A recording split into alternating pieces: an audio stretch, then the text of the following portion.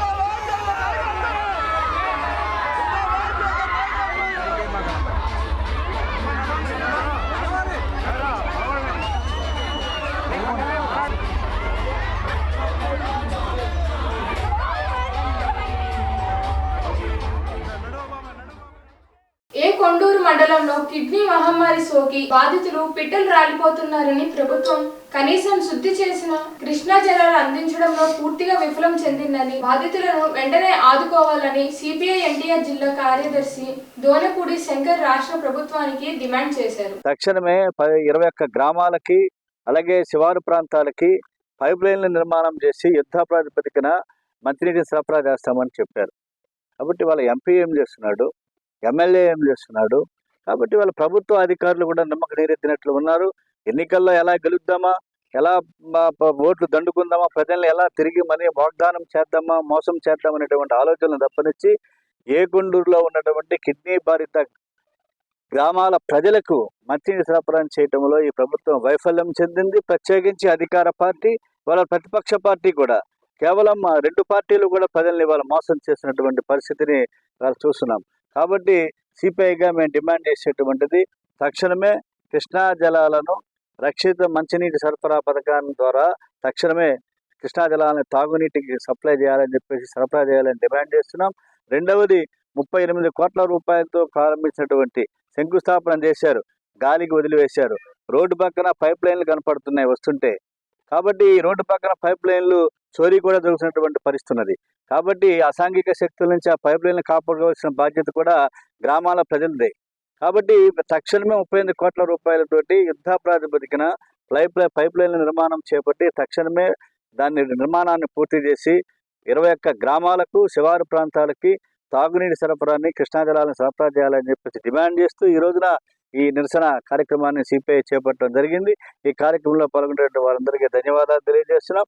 అలాగే ప్రభుత్వం యొక్క వైఖరిని కూడా ఈ సందర్భంగా తీవ్రమైనటువంటి నిరసనని వ్యక్తం చేస్తున్నాం. ప్రభుత్వం నిర్లక్ష్యం పట్ల ఇవాళ మరో ఉద్దానంలాగా అదైనటువంటి ఏకొండూరు మండలాన్ని కాపాడాలని చెప్పి ప్రజలకి తాగునీటి సరఫరాన్ని భవిష్యత్తును దృష్టిలో పెట్టుకుని రానున్న వేసవి కాలాన్ని దృష్టిలో పెట్టుకుని తక్షణమే సరఫరా చేయాలని చెప్పేసి సిపిఐగా డిమాండ్. కృష్ణా జిల్లా మచిలీపట్నంలో శనివారం చిట్టిపాలెం గ్రామంలో ఇరు వర్గాల మధ్య ఉద్రిక్తత పరిస్థితి నెలకొంది.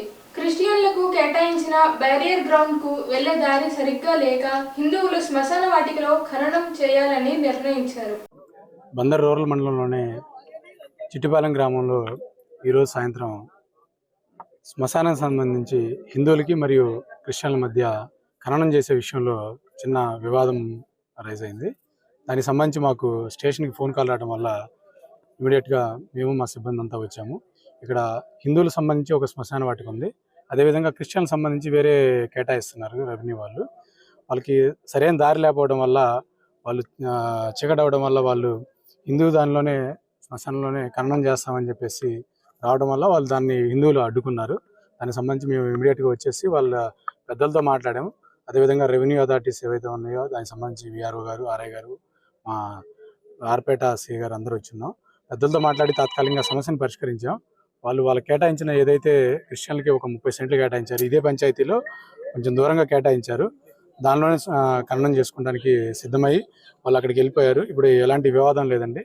దీనికి శాశ్వతంగా రేపు ఎంఆర్ఓ గారు, తర్వాత గ్రామ పెద్దలు మేము కూర్చొని పూర్తి స్థాయిలో దీనికి పరిష్కార మార్గం ఏర్పాటు చేస్తాము. ఎవరైతే దీనికి శ్మశానం దగ్గరికి వచ్చి తాళాలు పగలగొట్టారని చెప్తున్నారు, దాని మీద కూడా చట్ట ప్రకారం యాక్షన్ తీసుకుంటామండి. Thank you. కృష్ణా జిల్లా మచిలీపట్నంలో శనివారం జనసేన వీర మహిళా నాయకురాలు పిన్నిశెట్టి కుమారి మీడియాతో మాట్లాడారు. ఏ పేరు నాని చెంపచల్లి మన్న బాలశౌరి గారు ఏమన్నారు? దమ్మున నాయకుని, నేను ఎక్కడి నుంచైనా పోటీ చేస్తా, దమ్మున నాయకుని కాబట్టి ఇక్కడ కాబట్టి ఇంకో చోట పోటీ చేయని చెప్పారు. కాబట్టి మా నాయకుడు బీపం ఎక్కడిస్తే అక్కడ పోటీ చేస్తా, నీకు దమ్ము ఉందా అని అడిగారు. ఏం మాట్లాడుతున్నావు? అక్కడ పారిపోయారు ఇక్కడ పారిపోయారు అని మాట్లాడుతున్నావు. పారిపోయింది నువ్వు పారిపోయి నీ కొడుకు అప్పచెప్పావు. రాజకీయంగా ఇంకా నేను సెలవు తీసుకుంటున్నాను, నాకు వద్దు రాజకీయం అని పిరికి పందలాగా పారిపోయి నీ కొడుకు అప్పచెప్పావు. దమ్ముంటే నువ్వు రా బయటికి. అప్పుడే అయిపోలేదు, ఇప్పుడే మొదలైంది. గుర్తు పెట్టుకో పేరు నానిగారు. తొలి తెలుగు ప్రధాని పివి నరసింహారావుకు భారతరత్న పురస్కారాన్ని ప్రకటించినందుకు ప్రధాని నరేంద్ర మోడీకి కృతజ్ఞతలు తెలిపారు. ఉద్యమానికి పితామహుడిగా పేరుగా శ్రీ ఎంఎస్ స్వామినాథన్ గారు కూడా భారతరత్న పురస్కారం ఇవ్వడం చాలా ఆనందదాయక విషయం. ఎందుకంటే దేశంలో తీర ప్రాంత గ్రామాల అభివృద్ధికి స్వామినాథన్ ఫౌండేషన్ ద్వారా శ్రీ ఎంఎస్ స్వామినాథన్ గారు ఎనలేని సేవలు అందించారు. ప్రత్యేకించి ప్రకృతి వైపరీత్యానికి పరిరక్షణ కోసం అని చెప్పి తీర ప్రాంత గ్రామాల్లో మడ చెట్ల పెంపకాన్ని వారు పెద్ద ఎత్తున చేపట్టేలాగా చేశారు.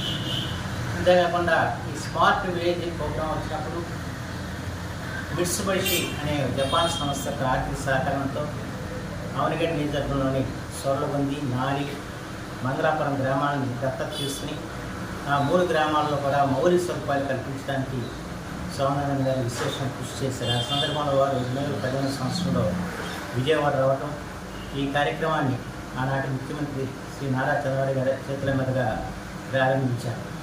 ఆ సమావేశంలో నేను వారితో కలిసి పాల్గొని అవనిగడ్డ నియోజకవర్గ ప్రజల తరఫున కృతజ్ఞతలు చెప్పే అవకాశం నాకు కలిగింది. అలాంటి మహనీయుడు మన దేశంకి ఆయన అనేక విశేషమైన సేవలు అందించారు. వారికి నా హృదయపూర్వకమైన ఈ సందర్భం నివాళులు అర్పిస్తూ వారికి కూడా భారతరత్న ఇచ్చినందుకు పెడనపట్టణం కృత్తివెందు మండలం చిన్నగొల్లపాలెం గ్రామంలో టీడీపీ రాష్ట్ర ఉపాధ్యక్షులు బూరెగడ్డ వేదవ్యాస్ పర్యటించారు. ఈ ప్రాంతం నేను ఎమ్మెల్యేగా ఉండగా చేసిన అభివృద్ధి కార్యక్రమాలని ప్రత్యక్షంగా చూసాం.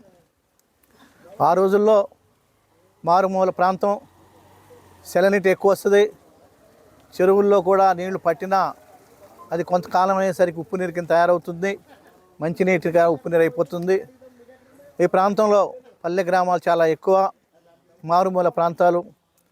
ఒక్కొక్క గ్రామానికి వెళ్ళాలంటే 3 కిలోమీటర్లు 4 కిలోమీటర్లు నడిచి వెళ్ళి మంచినీళ్ళు చెప్పిన పరిస్థితి ఆ రోజుల్లో. నిడమరు కానీ, పోడు కానీ, తెప్ప కానీ, మాట్లం కానీ, చిన్నగొల్లపాలెం కానీ, ఇవన్నీ కూడా చాలా మారుమూల ప్రాంతాలు అవటం, చాలా ఇబ్బందికర పరిస్థితుల్లో ప్రజలంతా ఉండేవాళ్ళు. ఈ వార్తలు ఇంతటితో సమాప్తం.